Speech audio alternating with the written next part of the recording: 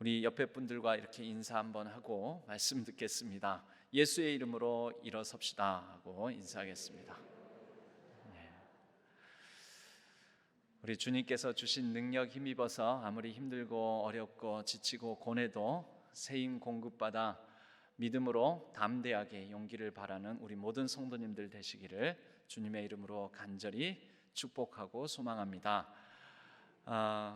성령에 관한 말씀을 이제 3주째 나누고 있습니다. 오늘은 성령의 은사에 관하여서 좀 집중하여 말씀을 나누기를 원합니다.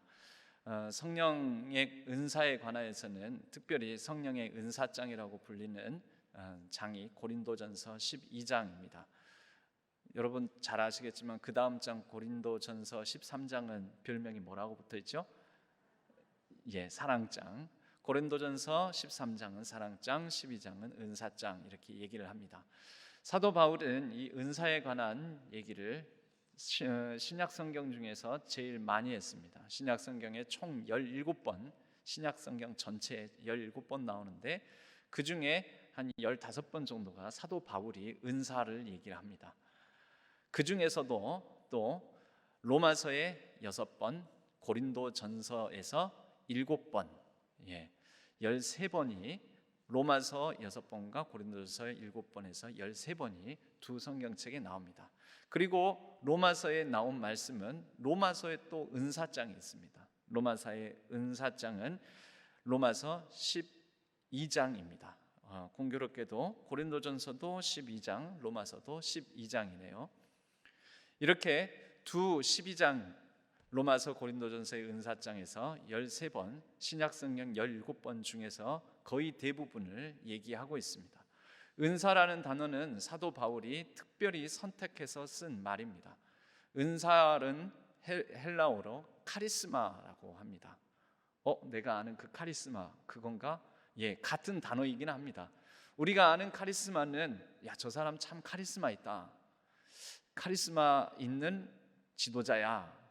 저 사람 말을 들으면 내가 자꾸 빨려 들어가는 것 같아. 저 사람 말에는 힘이 있어. 권세가 있어. 저 사람 말을 하면은 내가 영향을 받아. 영향력, 어떤 권세 있는 말, 리더십 이런 데 우리는 카리스마를 사용하는데요. 카리스마의 원래 의미는 거저, 공짜로, 은혜로 받은 선물, 이것이 바로 카리스마의 원래 뜻입니다. 카리스마라는 단어는 카리조마이라는 동사에서 나왔는데 이 동사가 헬라 사람들과 로마 사람들은 잘 안 쓰는 단어입니다. 일상적으로 잘 쓰지 않는 단어. 왜 안 쓸까요?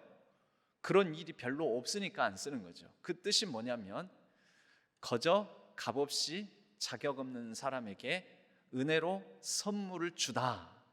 선물을 주긴 주는데 그냥 거저 주는 거죠. 그럴 만한 대가를 치르지도 않았는데 그냥 주다. 이럴 때 쓰는 말이 카리조마이라는 이 동사였습니다. 로마 세계관에서는 모든 관계가 거래적이고 또 모든 관계가 조건적이었습니다.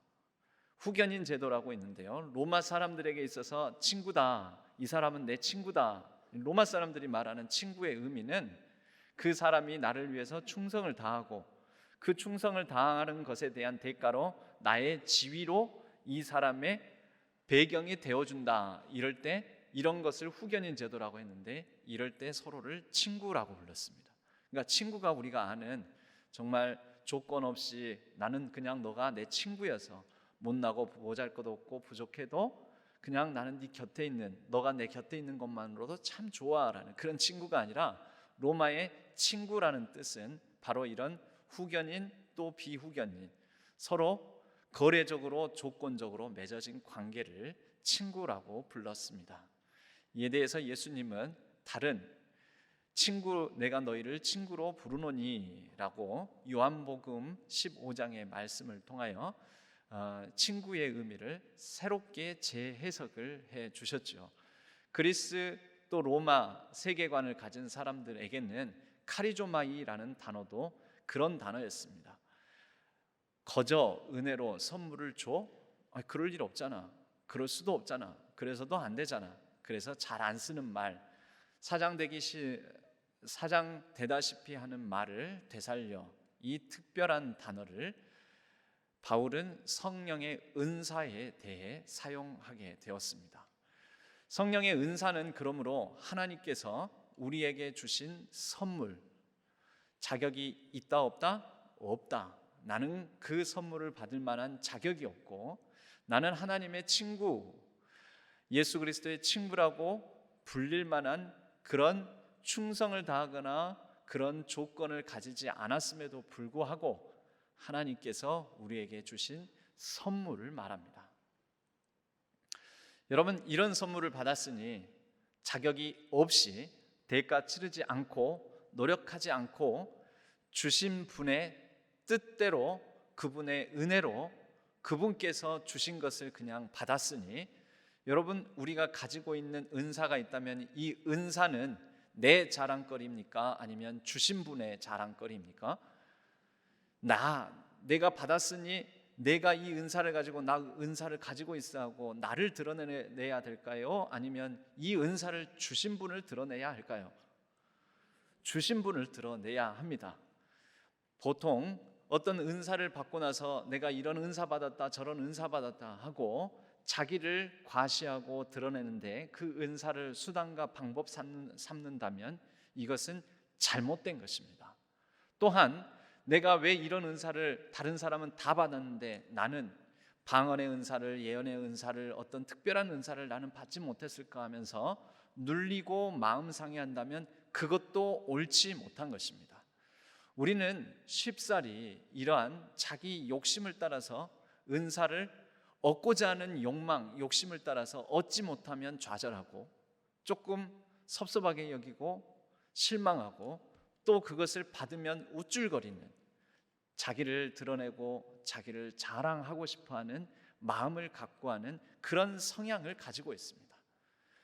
여러분, 이것이 오늘날 세상에서 서로 간의 경쟁주의 또 능력 우선주의, 그런 영향을 받아 세상 풍조에 따라 성령의 은사에 대해서도 그와 같은 가치관을 갖고 있기 때문에 그렇습니다. 여러분, 우리는 어차피 은사를 받은 자도 재능이 있는 자도 거저 값없이 주신 하나님의 은혜로 받은 것이요, 못 받았다 할지라도 손해날 것도 눌릴 필요도 없는 그냥 그런 오직 하나님의 아들과 딸로, 자녀로, 친구로 그분의 특별한 관계 가운데 있는 사람들로 살아가고 있는 것입니다. 그러므로 여러분, 성령의 은사에 대해서 가졌다고 또는 못 가졌다고 그로 말미암아 우리의 신앙생활에 소망을 두고 뜻을 두고 은사 때문에 행하지는 마시기 바랍니다. 여러분, 오늘 이 은사에 대해서 한 3가지 정도 크게 나눠보겠습니다.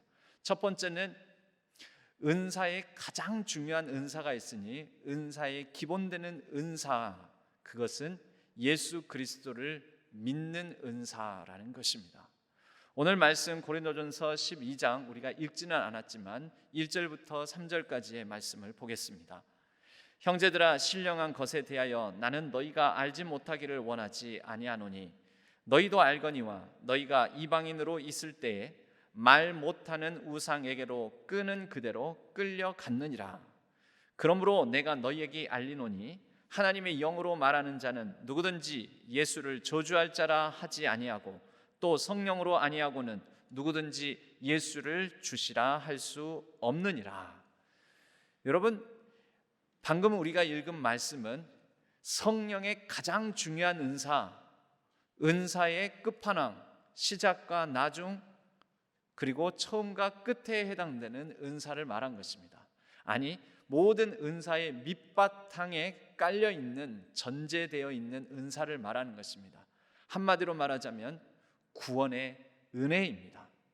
구원의 은혜, 예수를 나의 구주로, 예수를 주로 섬기고 믿는 그 믿음, 그로 말미암아 내가 구원받는데 내가 한 게 아무것도 없는데, 예수 그리스도께서 십자가를 지시는데 아무것도 한 게 없는데, 이 세상 만물 하나님께서 보시기에 좋았더라라고 창조된 이 세상을 위하여 사람이 한 게 아무것도 없는데, 창조부터 구원까지 우리 인간이 한 것은 아무것도 없는데 하나님께서 다 하시고 다 하신 모든 것을 창조된 세상을 거저 주셨고, 구원의 놀라운 사역을 십자가에서 다 완성하시고 이루시고 이것을 우리에게 거저 주셨습니다. 카리스마죠. 선물입니다. 거저 은혜로 주신 선물. 여러분, 이것이 가장 중요한 은사입니다. 성령의 은사를 우리가 구한다 하면서 만약에 이 가장 중요한 구원의 은혜, 거저 값없이 주신 예수 그리스도께서 우리의 주가 되시는 이 은사를 놓친다면 그 이후에 아무리 대단한 은사를, 병 고치는 은사를, 방언, 예언, 능력, 많은 능력을 받는다 할지라도 아무 소용이 없습니다. 여러분, 이 은사는 예수를 주로 고백하게 하는 성령의 선물입니다. 이것이 실제적으로는 무슨 의미일까요? 우리가 헛된 우상에 이끌려 살지 않는다라는 것입니다. 헛된 우상은 더 구체적으로는 뭘까요? 자기 욕망, 내 중심성, 이기적 욕심. 여러분, 그것이 우상을 만들어냅니다. 때로는 자녀가 우상이 되기도 합니다. 때로는 내 성공이 우상이 되기도 합니다. 돈이 우상이 되기도 합니다. 각종 신상을 차려놓습니다. 그 신상은 결국 뭡니까? 내 욕망입니다. 그 신상을 통하여서 내 욕망을 이루고 싶어 하는 거죠. 그래서 그 신상을 차려놓고 비는 거죠. 복채를 많이 주면은 내가 재앙을 피하고 복을 받을 것이다. 여러분, 그런 우상 숭배 행위를 하는 거죠. 우리는 다 그런 존재였습니다. 뭔가에 이끌려서. 예전에도 그런 말씀 드렸죠. 어떤 사람들은 이사날도 함부로 안 잡는다고요. 손 없는 날 잡는다고요. 왜요? 귀신에 이끌려서 살아가는 거잖아요. 따지고 보면 귀신이 없는 날, 귀신이 활동하지 않는 날, 귀신이 나를 정해주는 거나 다름없는 거잖아요. 귀신 활동하는 날을 피하는 거니까. 그렇게 이끌려서 살아갑니다. 그런데 우리는 그런 것에 이끌려 살지 않습니다. 여러분, 예전에 드렸던 질문, 우리는 언제 이사합니까? 언제 이사해요? 아무 때나. 이왕이면 어느 날 이사를 해요? 손 없는 날 아니고 손 있는 날. 왜? 싸니까 아무 때나 내가 맞는 날짜, 저렴한 날짜, 이사하기 좋은 날짜, 날씨 좋은 날짜, 그리고 여러 가지 이삿날 들며 날며 하기 편한 날짜, 우리는 자유합니다.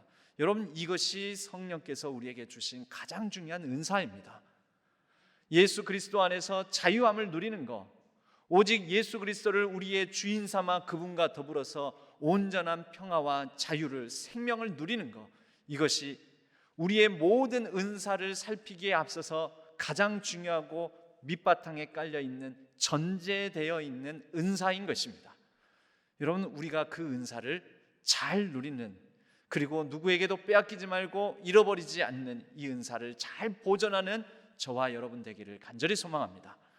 여러분, 그리고 나서 이제 4절부터 은사는 여러 가지나 성령은 같고 직분은 여러 가지나 주는 같으며 또 사역은 여러 가지나 모든 것을 모든 사람 가운데서 이루시는 하나님은 같으니, 그리고 7절 말씀은 같이 읽겠습니다.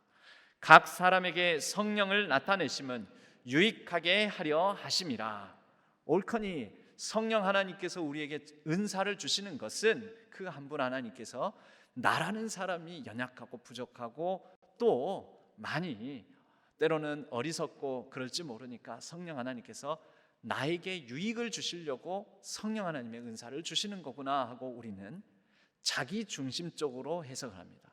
우리는 성경 말씀을 읽으면서도 내 중심적으로 봅니다. 듣기에 좋은 말씀은 내 말씀, 이건 내 말씀 삼아야지, 내 유익을 위해서 성령께서 나타나시고 일하시고 은사 주신대잖아, 이렇게 해석을 해서 받아들입니다. 그리고 안 좋은 말씀, 벌 주신다, 그러면 혼난다, 심판의 말씀이 있으면 그건 네 말씀이 되고, 좋은 말씀은 내 말씀이 되고, 그런 경우가 많습니다. 우리에게 이렇게 많은 자기중심성이 있습니다. 그래서 이 7절 말씀을 더 정확한 의미를 살펴보기에 다른 번역을 찾아보면 새번역 성경에는 이 7절 말씀이 이렇게 되어 있습니다. 각 사람에게 성령을 나타내 주시는 것은 공동 이익을 위한 것입니다. 내 이익을 위해서 성령이 나타나십니까? 아니요. 그래서 좀 더 의미를 분명하게 하기 위하여 세번역 성경에서는 성령의 은사는, 성령이 나타나시면 공동 이익을 위함이다.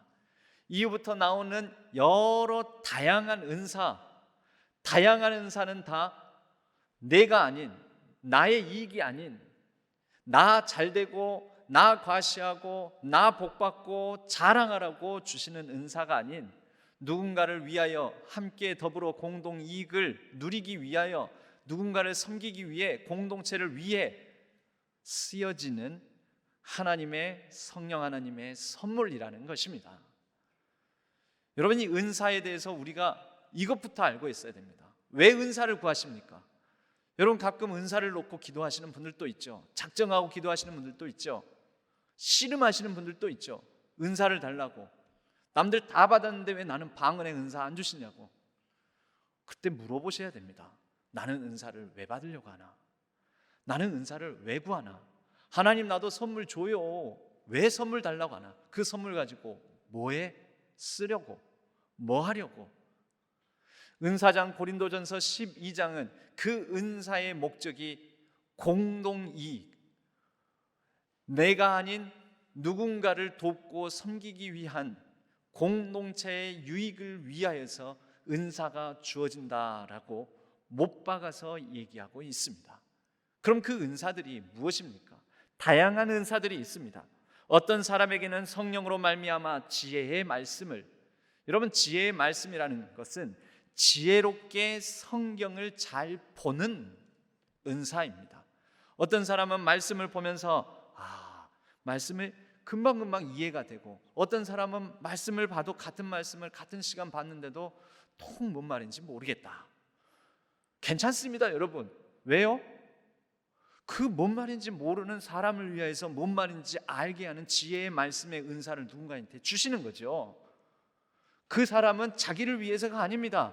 봐도 잘 이해를 쉽게 못하는 사람을 위해서 지혜의 말씀의 은사를 이해 못하는 사람이 아니라 이해 잘하는 사람에게 주신 것입니다.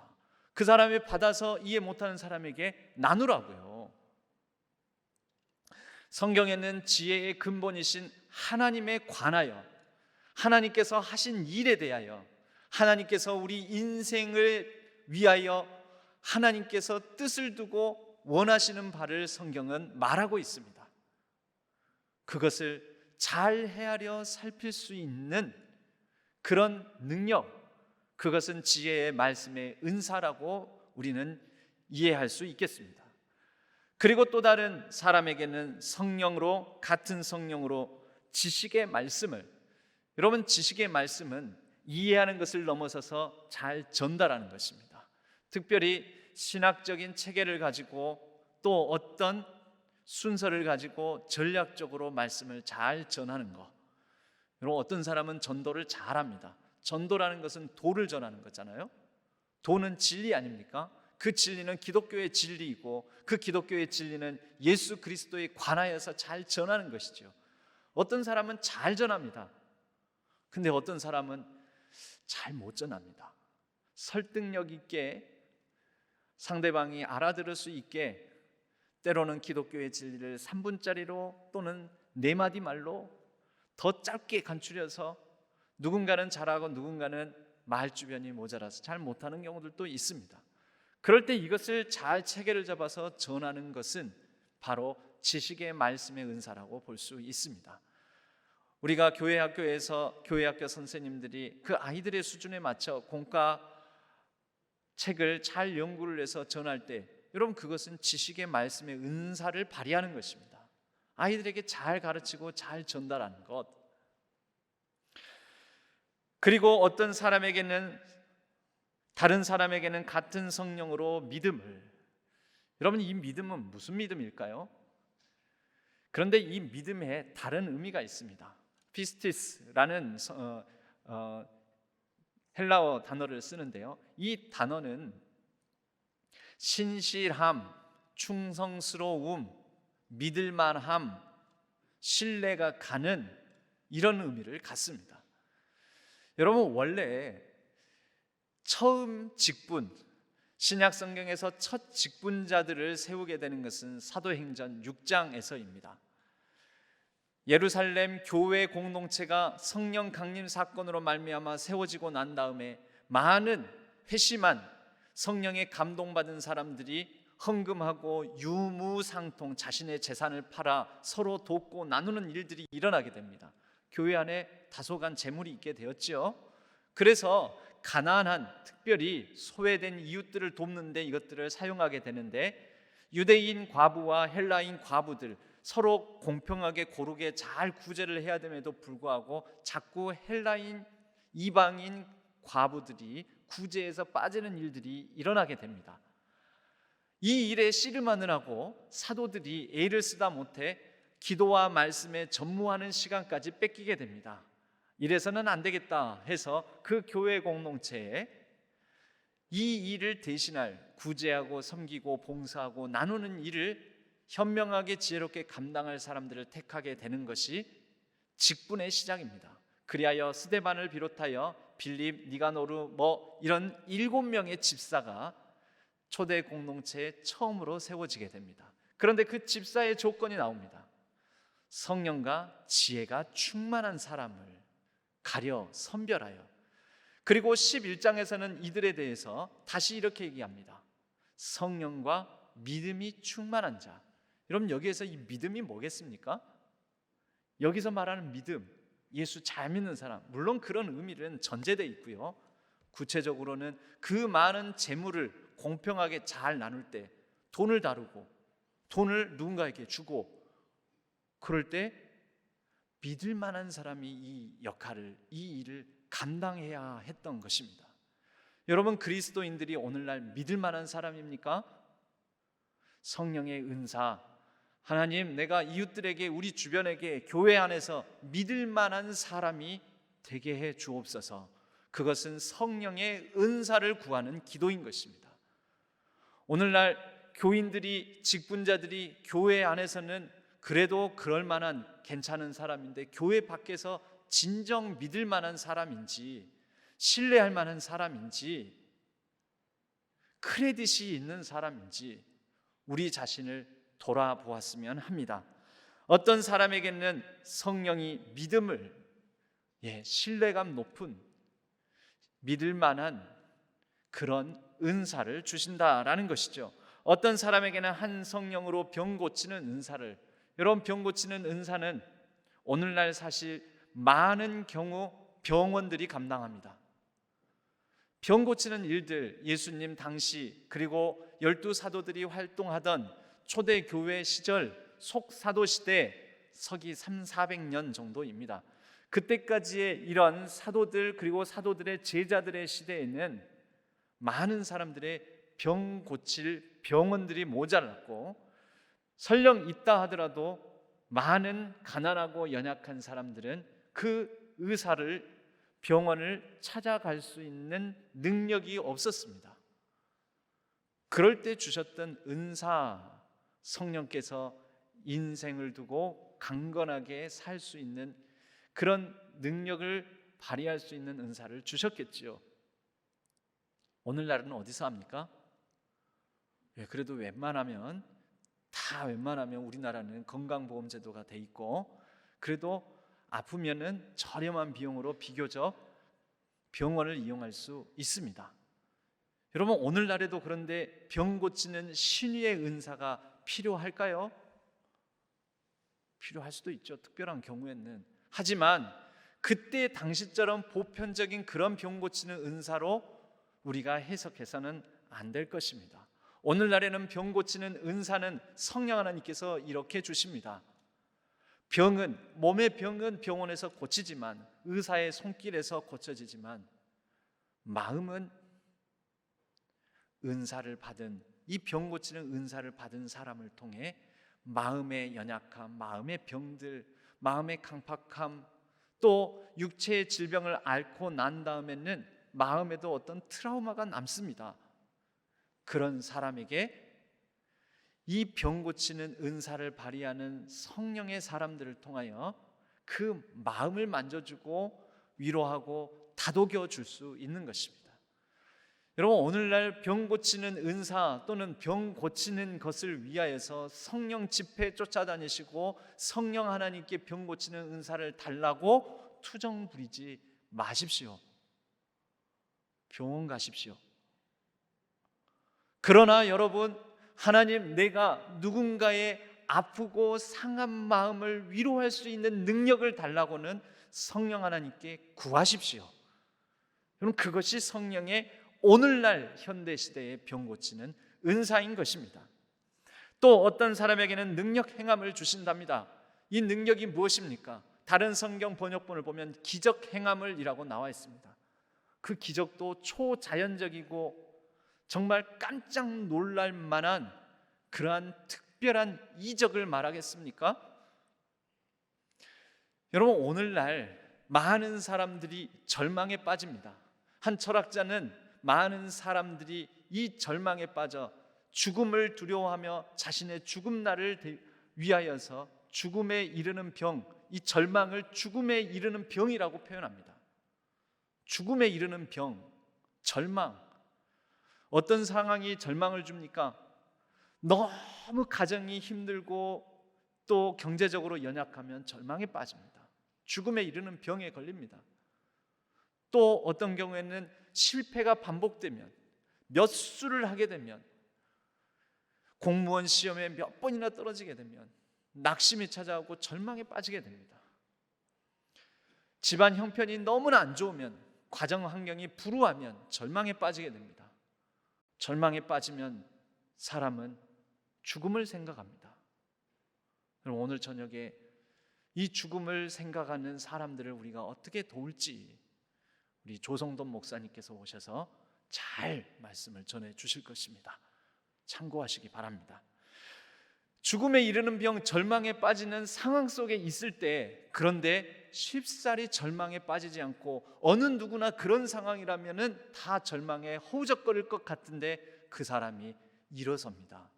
예수의 이름으로 나는 일어서리라 하면서 일어섭니다. 여러분, 그게 뭘까요? 기적입니다. 여러분, 그게 기적입니다. 다 절망에 빠질 것 같은데, 나라면 그 상황에서 헤어나오지 못할 것 같은데, 세상 모든 사람들이 쓰러져 지쳐 넘어져 있을 것 같은데 다시 일어나 해보고자 하는 마음, 그 능력, 7.8기에 소망을 붙들고 다시 일어서는, 예수의 이름으로 일어서는 능력. 여러분, 그럴 때 그 사람 보고 인간승리다 우리는 흔히 얘기하지만, 그것을 또 다른 말로는 기적이다라고 말을 하는 것이죠. 성령은 우리로 하여금 7.8기의 능력을 주십니다.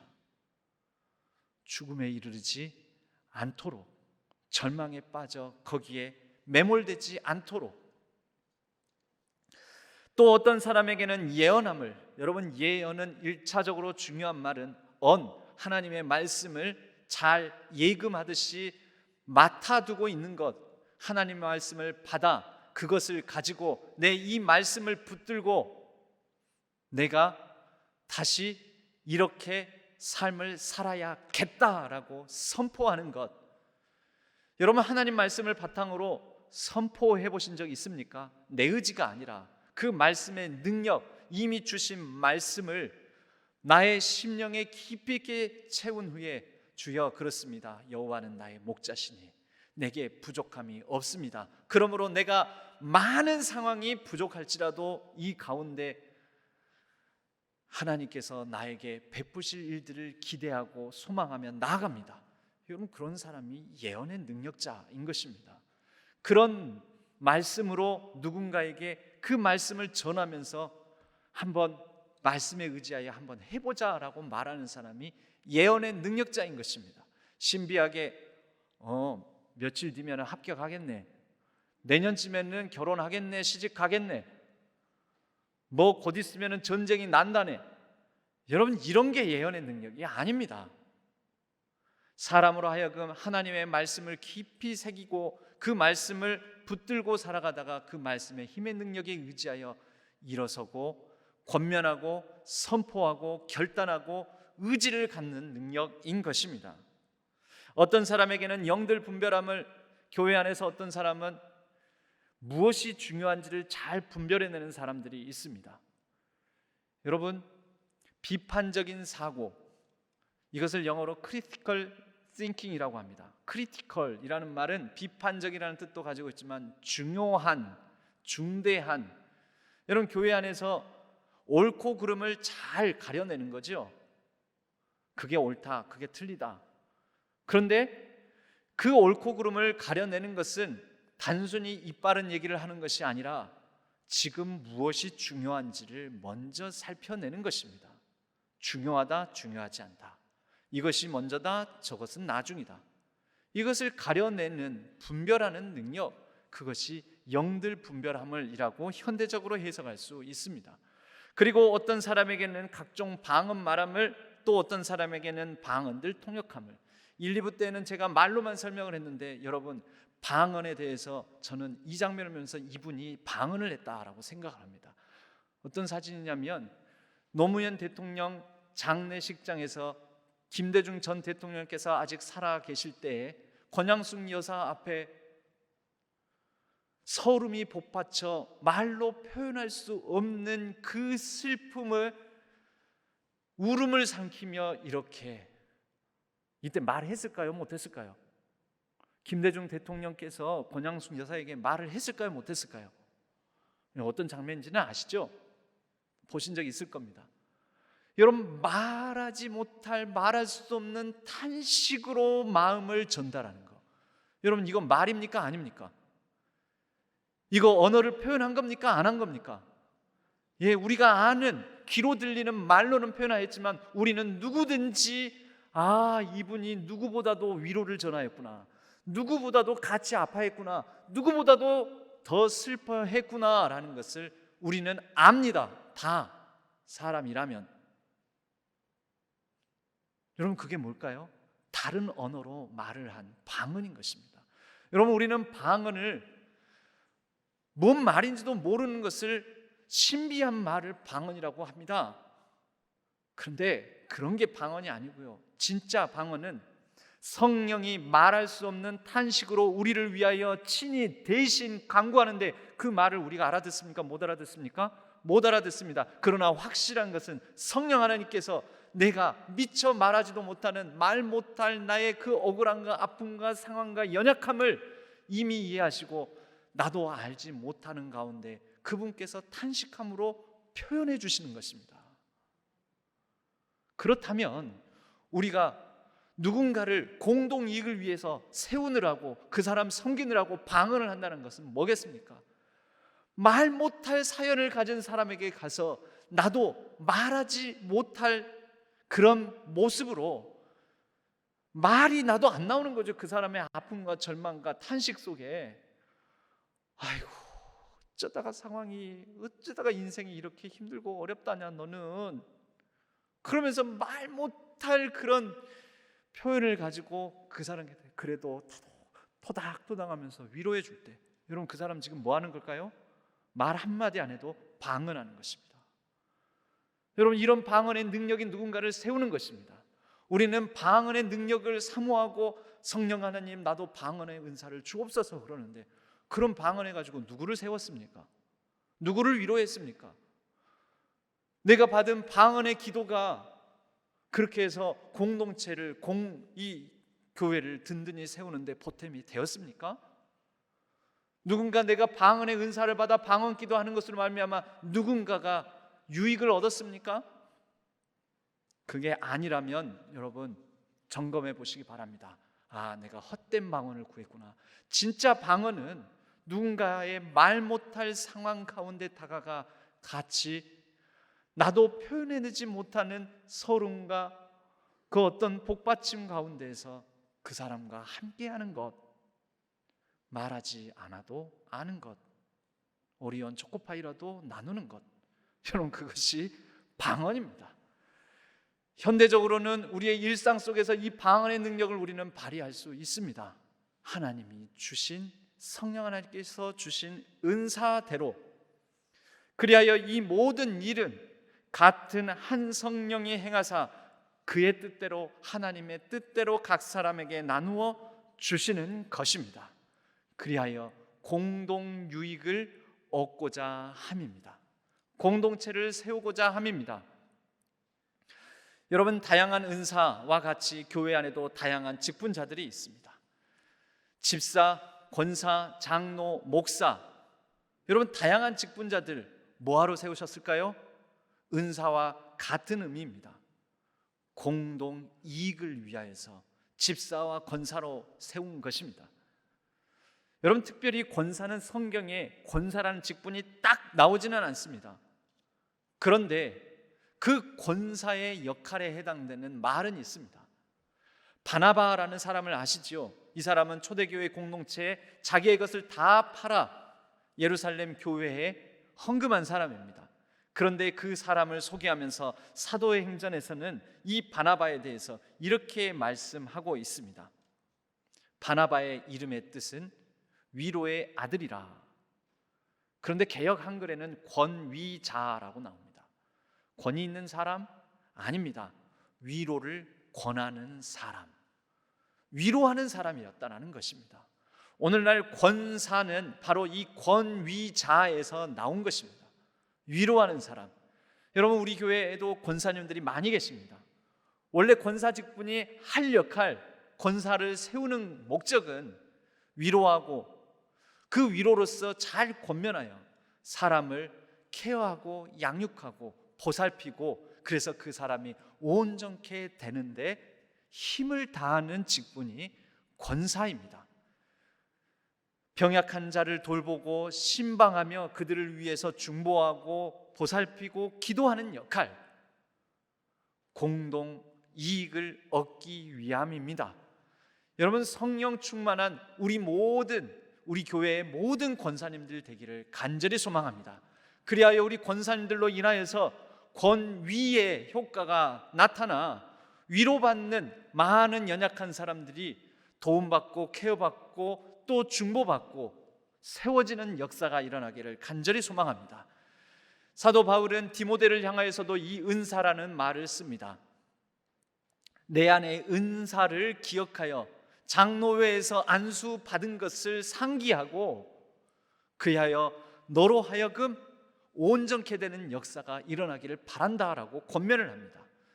여러분, 장로와 권사, 특별히 안수함을 받아 세워지는 직분자들 모두에게 해당되는 말입니다만은 그 중에 목사와 장로에게 특별히 네 안에 있는 은사를 부릴 듯 하여, 여러분, 모든 은사, 고로 모든 직분은 공동 이익을 위함입니다. 이제 말씀을 마치며 마지막 은사에 대한 내용을 정리하겠습니다.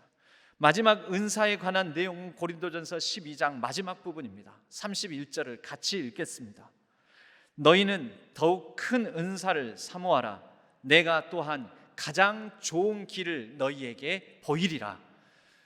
여러분, 이 앞절까지는 모두가 다 사도이겠느냐, 선지자이겠느냐, 교사이겠느냐, 능력 행하는 자겠느냐, 병 고치는 은사를 가졌겠느냐, 방언 말하는 자겠느냐, 통역하는 자이겠느냐, 그러나 가장 큰 은사를 사모하라 라고 말합니다.